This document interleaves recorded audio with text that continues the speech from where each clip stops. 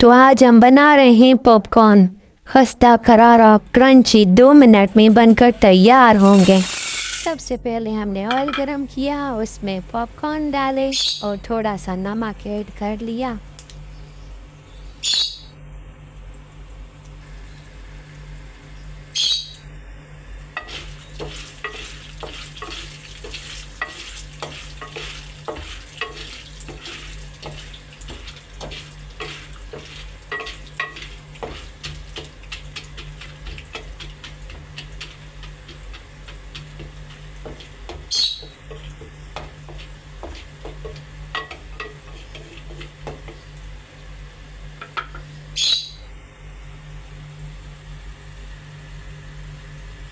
थोड़ा सा मिक्स करके और सेट कर दिया, फिर ढक्कन लगा दिया।